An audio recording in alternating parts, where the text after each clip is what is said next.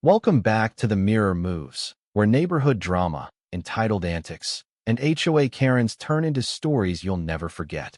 If you haven't yet, make sure to subscribe, because trust me, you don't want to miss what's coming next. Now picture this.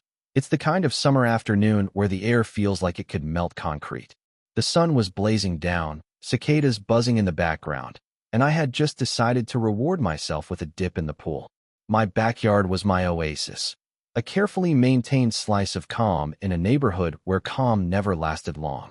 And then, like clockwork, calm shattered. I noticed movement through the blinds before I even heard anything. The sound of giggles, then splashes, followed by that unmistakable sharp, nasal laugh that could only belong to one person. Karen. Yes, that Karen.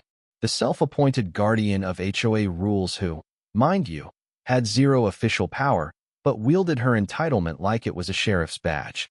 There she was, bold as brass, slipping through my side gate with two friends in tow, towels slung over their arms, sunglasses perched on their noses like they were about to check into some exclusive resort.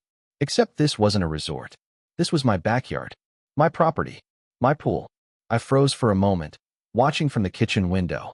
It was like a bad sitcom.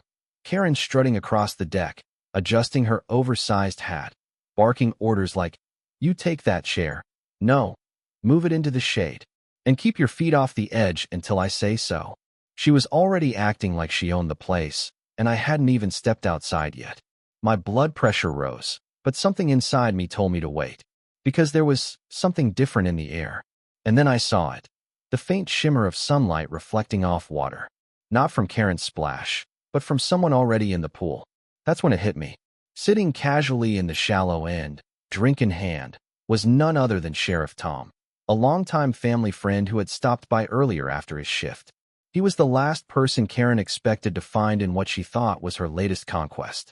I leaned against the counter, torn between storming out to reclaim my backyard or just letting this play out like the opening act of a comedy drama I didn't even have to write. Because Karen? She hadn't noticed him yet.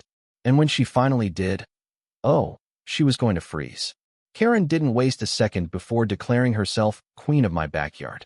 She kicked off her sandals, planted herself near the diving board, and hollered at her friends like she was conducting an orchestra. "All right, people, let's keep this pool neat. No cannonballs, no drinks near the water. This is my neighborhood, and we maintain standards." I nearly choked on my iced tea. Standards? From the woman trespassing in broad daylight?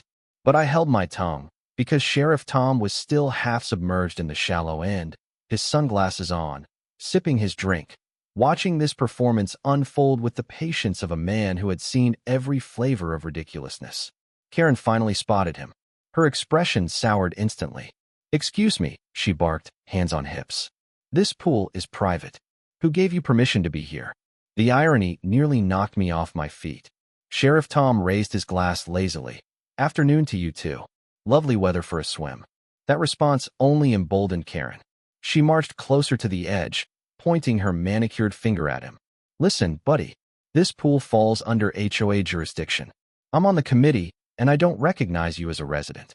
Either show me proof you belong here or leave before I call security." Oh, the confidence of ignorance. She didn't know she was ordering around the highest-ranking law enforcement officer in the county. The man had a badge, a gun, and the kind of authority that made people think twice before jaywalking. Tom let out a chuckle, the kind that made me grip the counter to keep from laughing out loud. "Well," he said, pushing his sunglasses up, "you could say I'm pretty familiar with the rules around here." Karen squinted, trying to place his face. You could see the gears grinding, but instead of realizing who she was talking to, she doubled down. "Don't play games with me. I'll have you cited for trespassing and violating pool regulations." At that, Tom finally stood, water dripping down his uniform shorts, because yes, he still had his duty shorts on, with his badge gleaming at his hip, partially visible above the pool's edge. The effect was instant. Karen's mouth dropped open, her fingers still extended mid-accusation. The color drained from her face like someone had pulled the plug in a cartoon. Her friends exchanged uneasy glances, backing away toward their towels. For the first time in forever, Karen was speechless. Tom tilted his head, voice steady but sharp as a blade. "Ma'am, I am security." Boom. The silence was thick enough to slice with a butter knife. Karen stood frozen, her face twitching like a computer stuck on the loading screen. Her finger was still midair, but her authority? Gone. You could almost see the entitlement leaking out of her like air from a popped balloon. But of course, a Karen never retreats quietly. I was just making sure the pool rules were being followed, she stammered, trying to plaster on a fake smile. You know, HOA guidelines, federal safety codes, chlorine ratios. You can't be too careful these days. Her friends were practically packing up their towels in slow motion, trying not to get caught in the blast radius. Sheriff Tom crossed his arms, water still dripping onto the deck, the badge at his hip catching the sunlight. Ma'am, there are no HOA federal pool codes. And even if there were, this isn't your pool. You've trespassed, brought guests, and tried to order me out of my friend's property. Care to explain that?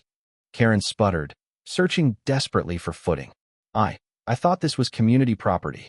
The HOA bylaws state. He cut her off with a firm wave of his hand. Enough. I know the bylaws. I know the property lines. And I know trespassing when I see it. Her jaw clenched, the veins in her neck pulsing. She tried one last desperate jab. You can't talk to me like that. I'm on the HOA board. Tom leaned in slightly, voice low but sharp as steel. And I'm the sheriff. Which means I can arrest you today for criminal trespass. That did it. Karen's face went ghost white, then turned blotchy red, then white again like a traffic light gone haywire. The bravado drained faster than water through a sieve. Her friends finally bolted, sandals slapping against the pavement as they scampered out the gate. Karen fumbled with her bag, muttering under her breath about lawyers and misunderstandings, but the damage was done. Everyone within earshot now knew the truth.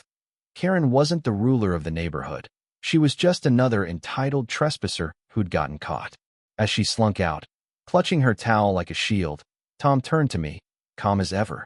Guess you won't have to worry about pool crashers for a while. I laughed, finally stepping outside. That was better than pay-per-view. We clinked glasses, watching Karen retreat like a defeated villain in a Saturday morning cartoon. For once, justice wasn't just served, it was served poolside. And that, dear listeners, is why you always make sure the law is on your side before messing with someone else's property. Because sometimes, the sheriff's already in the water. And that, folks, is how one HOA Karen turned a sunny afternoon into a live comedy drama and lost spectacularly. She came in swinging rules she didn't have, tried to take over a pool that wasn't hers, and ended up face-to-face with the law itself, literally in the water. Sometimes, karma doesn't wait. Sometimes, it pulls up a chair, sips a cold drink, and lets the sheriff handle the heavy lifting. So the next time you hear about a Karen trying to control the uncontrollable, remember this. Entitlement might make a lot of noise, but justice speaks louder. This is the Mirror Moves, where real-life drama turns into stories you'll never forget.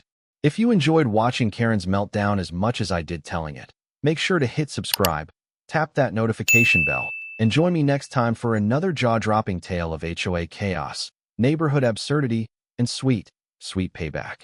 Because here, the mirror doesn't lie. It reflects the madness right back.